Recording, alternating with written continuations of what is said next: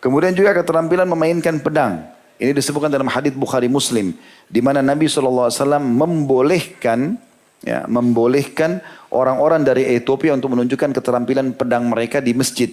Dan Nabi SAW membiarkan para sahabat untuk melihat dan mempelajari dari mereka. Bahkan Aisyah lalu mengatakan dalam hadis radhiyallahu anha, yang mengatakan dalam hadis Bukhari Muslim, aku melihat ada beberapa orang Habasyah datang memainkan pedang mereka di masjid, kemudian aku meminta agar melihatnya. Lalu Nabi SAW menopangku di punggung beliau untuk melihat. Dan Nabi SAW terus saja mengatakan, sudah kau hai Aisyah? Aisyah mengatakan, belum ya Rasulullah. Dan tujuanku adalah untuk menunjukkan kepada istri yang lain atau kepada sahabat kedudukanku di sisi Nabi SAW. Tapi ini berarti Nabi SAW bolehkan mereka. Begitu juga dengan gulat. Ya. Karena sebagian ulama membahas kenapa gulat? Karena gulat ini memeras tenaga. Makin banyak tenaga maka makin tercipta energi baru. Dan itu akhirnya membuat ya, badan lebih sehat dan seterusnya. Nabi SAW melakukan itu. Bahkan beliau sangat terkenal, sangat mahir. Kisah yang masyhur tentang melawan Rukana, pegulat dari Jazirah Arab yang suka menjual jasa tenaganya. Orangnya tinggi besar dan tidak pernah kalah.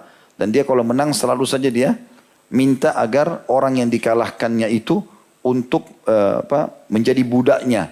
Atau diambil hartanya, atau diambil istrinya, diambil anaknya. Segala macam hal keburukan dilakukan. Dan dia mengatakan, hai Muhammad, apa kau mau aku beriman? Kata Nabi SAW, iya. Di Mekah waktu itu kasusnya. Kemudian lalu dia mengatakan, lawanlah aku bergulat. Kalau kau menang aku akan beriman. Ya. Tapi kalau kau kalah aku akan minta apa saja. Nabi SAW iyakan, silakan. Baru beberapa kali gerakan dikalahkan oleh Nabi SAW. Dan gulat ini agak repot. Karena mungkin orang tidak main tonjok-tonjok atau apa gitu. Ya. Tapi harus menekuk segala macam ini. Tidak boleh ada menyakiti fisik yang salah gitu ya. Maka harus betul-betul dengan teknik yang luar biasa. Akhirnya Nabi SAW dalam beberapa gerakan membuat Rukana gak bisa bergerak. Sekali, 2 kali, 3 kali, sampai 10 kali. Akhirnya dia penasaran, dia kalah luar biasa. 10 kali ini gak mungkin gitu. Maka dia mengatakan, saya mengaku kalah hai Muhammad, tapi saya tidak akan beriman. Sampai pohon ini bicara. Ditunjuk pohon kurma di situ. Lalu keunikan yang terjadi pada satu mukjizat Nabi SAW, pohon itu lalu mengeluarkan suara. Mengatakan, asyhadu an la ilaha illallah wa anna Muhammad Rasulullah. Salah satu mukjizat Nabi SAW, pohon di Mekah bicara karena kasus Rukana. Nabi SAW juga dalam riwayat lain, memotivasi para sahabat, kadang-kadang mereka selepas asar mereka bergulat. Atau mereka saling berlomba kuda. Atau mereka saling memanah. Dan Nabi SAW selalu bersama mereka. Pada saat mereka lagi memanah, Nabi mengatakan, memanahlah kalian. Banyakkan anak panah kalian. Aku bersama kalian. Karena Nabi SAW juga ikut bersama mereka. Nabi SAW menuduh mereka berlomba kuda. Lalu Nabi SAW mengatakan berlombalah. Dan Nabi sendiri juga menentukan tempatnya. Berlomba dari masjid ini ke tempat ini ya. Dan Nabi sendiri ikut. Gitu kan. Begitu juga dengan gulat. Pernah satu kali Ali bin Abi Thalib bergulat dengan beberapa orang sahabat dan dia menang terus. Selama 3 kali atau melawan 3 orang menang terus. Akhirnya Ali mengatakan siapa lagi yang mau maju? Nabi SAW ingin mendidik Ali. Lalu mengatakan, hai Ali pergilah ke belakang bukit sana. Ditunjuk bukit yang sedikit jauh dari masjid. Kau akan temukan orang yang mengalahkanmu. Lalu sahabat melanjutkan latihan gulat-gulat mereka. Ali pergi ke sana penasaran. Di sana ditemukan ada satu orang menggunakan imamah dan menutup wajah. Ya. Cuma kelopak mata saja yang kelihatan. Lalu memberikan isyarat pada Ali untuk masuk. Beberapa gerakan Ali kalah. 2 kali kalah, 3 kali kalah. Lalu Ali mengatakan, saya mengaku kalah. Siapa kau ini? Dibuka imamahnya, ternyata Rasulullah SAW. Karena Rasulullah ingin mendidik dia supaya jangan sampai terbawa pada kesombongan. Ya. Tapi seperti itulah. Semua ini adalah keterampilan-keterampilan yang baik. Dan ulama mengatakan, semua keterampilan boleh. Seperti sekarang jenis bela diri. Yang penting jangan ada hal-hal yang aneh-aneh nih. Seperti misalnya menggunakan alam jin, ya, tenaga dalam, segala macam. Ini nggak boleh tentunya. Karena Nabi SAW tidak pernah pakai tenaga dalam. Gitu kan. Ya, kalau pakai tenaga dalam orang dari jauh dilempar segala macam itu nggak ada. Nabi SAW suruh pakai pedang lawan. Pakai keterampilan yang benar gitu. Baik itu yang kedua pelajaran yang kita bisa ambil tentang pentingnya menguasai keterampilan perang. Ya. Kemudian yang ketiga, keutamaan membela Nabi SAW. Ya. Karena Abu Dujana tadi khusus membela Nabi SAW dengan tubuhnya gitu kan. Sampai luka-luka dan sampai pingsan. Itu juga termasuk keutamaan tersendiri. Dan ini teman-teman banyak sekali dalilnya tentang pentingnya kita membela Nabi SAW. Kalau zaman sekarang adalah membela nama baiknya Nabi, membela sunnah-sunnahnya beliau, membela ajarannya, ya, membela nama baiknya beliau. Seperti ada orang-orang mencaci maki istrinya, sahabat-sahabatnya, ini semua kita membela. Gitu kan. Di antara riwayat adalah hadis Bukhari, pernah Umar bin Khattab berkata, "Ya Rasulullah, la anta ahabbu ilayya min kulli syai' illa min nafsi." Wahai Rasulullah, aku mencintai Anda dari segala sesuatunya kecuali diriku sendiri. Maksudnya aku lebih cinta diriku daripada Anda. Faqala lahu Nabi sallallahu alaihi wasallam, maka Nabi SAW bersabda kepada Umar, "La walladhi nafsi biyadi hatta akuna ahabba ilaika min nafsik." Tidak mungkin hai Umar. Demi zat yang jiwaku dalam genggamannya, sampai kalau kau mau dikatakan beriman, sampai kau mencintai aku lebih dari dirimu sendiri. Baru bisa kau sampai pada tingkat derajat iman. Artinya biar kita enggak suka tapi Nabi suruh kita lakukan. Seperti itulah. Faqala Umar, maka Umar berkata, "Fa innahul an." Kalau begitu sekarang ya Rasulullah, apapun yang Anda suruh saya, walaupun saya tidak suka saya akan lakukan. Apa yang Anda larang biar saya suka saya akan tinggalkan. Maka kata Nabi SAW, wallahi la kata Umar bin Khattab, fa innahu al-an, wallahi la anta ahabba ilayya min nafsi. Ya, sesungguhnya sekarang ya Rasulullah, demi Allah Anda lebih saya cintai daripada diri saya sendiri. Faqala Nabi SAW, al-ana ya Umar. Sekarang baru dikatakan kau beriman wahai Umar. Maksudnya sempurna imanmu.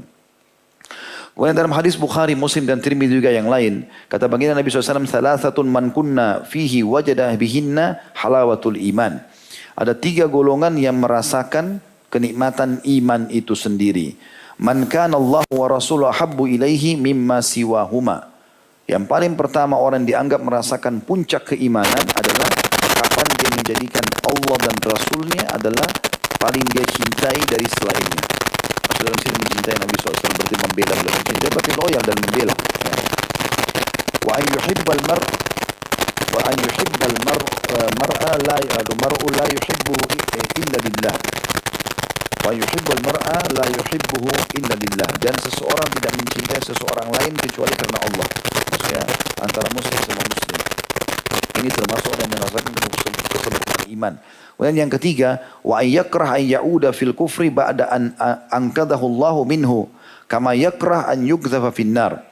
Yang ketiga orang yang merasakan kenikmatan iman dan kesempurnaan iman adalah seseorang yang telah mendapatkan keimanan, lalu dia benci untuk kembali kepada kekufuran, sebagaimana dia benci untuk dilemparkan ke dalam api neraka. Juga Allah Subhanahu wa taala menyebutkan tentang orang yang membela Nabi SAW ini dan mengikuti ajaran beliau, juga membela, ya tentu mempelajari sunnahnya lalu membelahnya, ya, membela agama yang dibawa gitu kan. Kemudian membela para orang-orang yang memang dicintai oleh Nabi SAW dari para istri dan juga sahabat-sahabatnya. Itu Allah jadikan sebagai salah satu perintah dalam agama. Dalam surah Al-Imran, surah nomor 3 ayat 31 Allah berfirman, A'udzu billahi minasyaitonir rajim, qul in kuntum tuhibbunallaha fattabi'uni yuhibbukumullah yaghfir lakum dzunubakum wallahu ghafurur rahim. Katakanlah, hai kaum muslimin, jika kalian betul-betul ingin mencintai Allah, maka ikutilah aku, belalah aku. Ya, berpeganglah pada sunnahku, maka pasti kalian akan dicintai oleh Allah dan diampuni dosa-dosa kalian, dan sungguhnya Allah maha pengampun lagi maha penyayang. Makna kalimat ini Allah SWT mengingatkan kepada kita, kalau kalian membela Rasulullah SAW, mencintai, maka tentu kalian akan mendapatkan cinta Allah dan juga pengampunan dosa. Juga dalam riwayat lain dikatakan Amr bin As radhiyallahu anhu, sahabat Nabi yang mulia yang pernah dulu membenci Islam dan Nabi SAW, beliau mengatakan dalam hadis Bukhari atau riwayat Bukhari, sungguh aku dulu sangat membenci, tidak ada orang aku benci melebihi Muhammad sallallahu alaihi wasallam, dan setelah aku masuk Islam aku temukan tidak ada orang yang lebih aku cintai daripada dia. Dan perlu kalian tahu, karena aku cintanya sama dia dan aku ingin mempertahankan apapun yang berhubungan dengan beliau sallallahu alaihi wasallam, maka aku tidak mampu melihat wajahnya. Kalau kalian menanyakan bagaimana wajah Nabi, kulit Nabi, rambut Nabi, fisik Nabi, maka aku tidak mampu menggambarkan. Karena aku sangat menghormati beliau. Dan ini munculnya rasa kehormatan ini tentunya berarti menandakan akan ada pembelaan.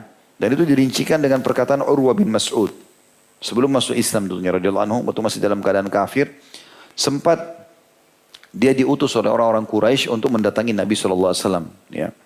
Lalu dia kaget melihat para sahabat berada di sebelah Nabi SAW. Kalau Nabi lagi jalan, mereka naungi dengan pelapa kurma. Tidak ada yang berani melihat Nabi SAW. Tidak ada yang berani mengangkat suara di hadapan Nabi SAW. Semuanya sopan santun depan Nabi. Mereka tahu betul ancaman-ancaman Allah SWT gitu kan. Tidak boleh angkat suara di atas suara Nabi dan seterusnya.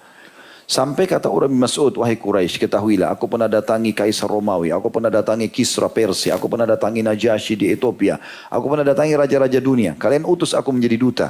Dan aku belum pernah menemukan ada raja di muka bumi atau pemimpin seperti Muhammad dihormati oleh teman-temannya atau sahabat-sahabatnya. Demi Allah wahai kaumku, kalau Muhammad berbicara, mereka mendengarkannya. Kalau kalau mereka sedang berbicara dengan Muhammad, mereka tidak melihat wajahnya. Dan ketahuilah kalau Muhammad berwudu, lalu Muhammad mengeluarkan riaknya, maka mereka berebut mengambilnya.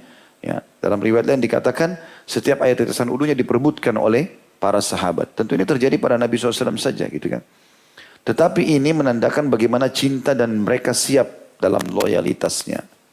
Dalam riwayat Bukhari juga disebutkan bahwasanya Sa'ad ibn Rabi radhiyallahu anhu, sahabat Nabi yang mulia, waktu selesai perang Uhud, termasuk beliau korban, darah semua, banyak darahnya, sudah mau meninggal. Nabi SAW bilang, coba carikan saya Sa'ad ibn Rabi. Maka sahabat keliling di kancah peperangan. Lalu kemudian Sa'ad ibn Rabi itu sudah mau meninggal, darahnya ngucur sana sini, sudah nggak ada harapan hidup. Zaman sekarang pun mungkin sudah tidak ada harapan hidup, apalagi zaman dulu belum ada tim medis kayak kita sekarang. Maka lewatlah sahabatnya mengatakan, wahai Sa'ad, Rasulullah SAW menanyakan kepadamu. Dalam kondisi dia sudah kayak orang mau sakarat, begitu dengar Nabi SAW mencarinya, langsung dia jadi semangat kembali. Lalu dia mengatakan, sampaikan salamku kepada Nabi SAW. Dan sampaikan kepada kaumku bahwasanya mereka tidak punya udzur untuk meninggalkan Nabi SAW. Ya, dan sampaikan kepada beliau bahwasanya semoga Allah membalas beliau dengan sebaik-baiknya, sebagaimana Allah membalas para nabi-nabi atau hamba-hambanya pilihan. Dan sampaikan salamku kepada Nabi SAW kalau aku pun sudah mencium bau surga. Lalu meninggal radhiyallahu anhu. Dan dalam kondisi mau meninggal pun masih sangat mencintai Nabi SAW. Syekh Saleh Fauzan berkata, termasuk mengagungkan Nabi SAW adalah mengagungkan sunnahnya. Dan berkeyakinan mengamalkan sunnah tersebut. Serta menduduki kedudukan keduanya atau mendudukkan keduanya pada kedudukan setelah Al-Quran dan Sunnah. Maksudnya mengagungkan sunnah dan juga mengamalkan sunnah itu. Dua-duanya diletakkan setelah Al-Quran. Dalam mengagungkan dan mengamalkannya. Sebab sunnah wahyu dari Allah. Karena itu tidak boleh membuat keraguan di dalamnya. Apalagi melecehkan. Tidak boleh pula membicarakan kesahihan dan kedhaifannya, baik sisi jalur sanad juga penjelasan makna-maknanya, kecuali berdasarkan ilmu dan kehati-hatian. Pada zaman ini banyak sekali orang melecehkan sunnah, terutama dari kalangan anak-anak muda yang baru belajar. Mereka dengan mudahnya mensahihkan dan mendhaifkan hadis-hadis dan menilai cacat para perawi tanpa ilmu kecuali dari membaca dari beberapa buku saja. Ini sangat berbahaya buat mereka juga umat. Karena itu hendaklah mereka berhenti dan menahan diri. Disebutkan dari buku Aqidah Tauhid di halaman 154. Maksudnya beliau mengatakan mestinya orang sekarang termasuk membela Nabi SAW adalah mempelajari sunnah dan mengamalkannya. Serta mempertahankan itu. Tidak boleh kita mempermainkan sunnah itu. Dan yang terakhir di poin ini adalah banyaknya ayat-ayat yang menyebutkan tentang pentingnya membela Nabi SAW dan mentaati beliau. Seperti misalnya dalam firman Allah dalam surah An-Nisa, surah nomor 4 ayat 59. A'udzu billahi minasyaitonir rajim. Ya ayyuhalladzina amanu atiullaha wa atiur rasul. Al-ayah. Hai orang beriman, taatilah Allah dan taatilah Rasul. Makna taati adalah pelajari apa yang dia bawa, pertahankan itu sampai kalian mati walaupun kita harus mengorbankan nyawa. Juga dalam surah An-Nisa masih sama surahnya, surah nomor 4 ayat 80. Tadi pertama ayat 59. Allah berfirman, A'udzu billahi minasyaitonir rajim, may yuti'ir rasula faqad ata Allah. Al-ayah. Siapa yang mentaati Rasul, ya, mengikuti ajarannya dan membelahnya, maka dia telah mentaati Allah. Juga dalam surah An-Nur, surah nomor 24 ayat 56. Allah berfirman, A'udzu billahi minasyaitonir rajim wa ati'ur rasula la'allakum turhamun. Ikutilah Rasul itu, belalah sunnah-sunnahnya, ya, belalah dia, nama baiknya, agar kalian termasuk orang-orang yang dirahmati. Bahkan dalam ayat yang lain, ini ayat yang terakhir di poin kita ini, ada 4 ayat saya sebutkan ya. Yaitu tadi sudah 3, An-Nisa 59, An-Nisa 80, An-Nur 56, dan yang terakhir adalah An-Nur ayat 63. Allah berfirman surah nomor 24, A'udzu billahi minasyaitonir rajim, falyahdharil ladzina yukhalifuna an amrihi an tusibahum fitnatun aw yusibahum adzabun alim. Maka haruslah orang-orang yang bertolak belakang dengan perintah Nabi SAW, perintahnya maksudnya perintah Nabi SAW, ya, harus mereka berhati-hati karena mereka bisa tertimpa fitnah atau tertimpa adab yang pedih. Artinya, kalau orang justru tidak mencintai Nabi SAW, tidak membela beliau, sunnahnya, nama baiknya, keluarganya, segala macam, berarti dia diancam akan kena adab yang pedih. Oleh karena itu para sahabat berlumba-lumba membela Nabi SAW, baik dengan harta, dengan fisik, dengan syair-syair mereka, yang sudah banyak kita sebutkan pada kisah-kisah sahabat yang lalu. Itu yang ketiga, keutamaan tentang